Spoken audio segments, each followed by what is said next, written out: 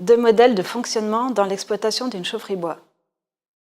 Comme tous les maîtres d'ouvrage n'ont pas les mêmes moyens humains en interne, on a recours à deux fonctionnements pour l'exploitation-maintenance, celle effectuée en interne ou celle sous-traitée. Dans le cas de la maintenance effectuée en interne, la mise en service par le constructeur ne suffit pas. Il faut que le personnel ait suivi une formation sur l'entretien-maintenance d'une chaufferie bois, ainsi que d'une formation spécifique sur la chaudière, lors de la mise en route par exemple. Il faut en premier lieu se rapprocher des constructeurs de chaudières pour suivre une formation spécifique sur chaque chaudière.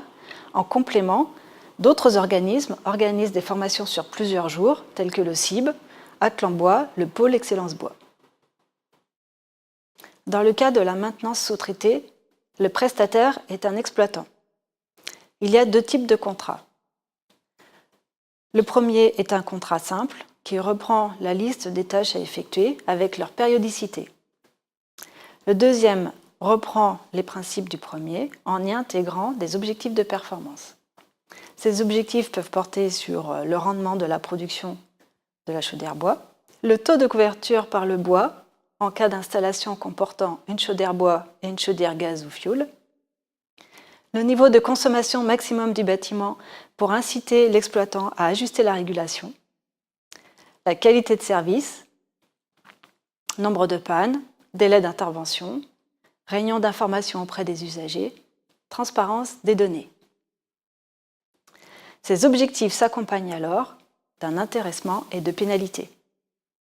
Quel que soit le cas de figure retenu, l'exploitant doit être mandaté et impliqué au plus tôt de façon à bénéficier un maximum des connaissances de l'installation, et au plus tard au moment de la mise en service de l'installation.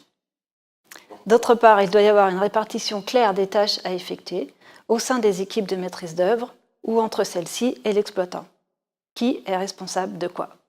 Pour le suivi des performances de l'installation et en fonction de la puissance de l'équipement, il est recommandé de faire appel à une assistance à maîtrise d'ouvrage, AMO.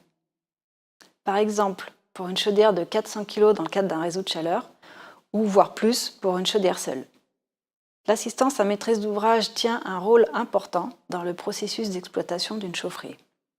En amont, il lance les marchés de consultation et analyse les offres.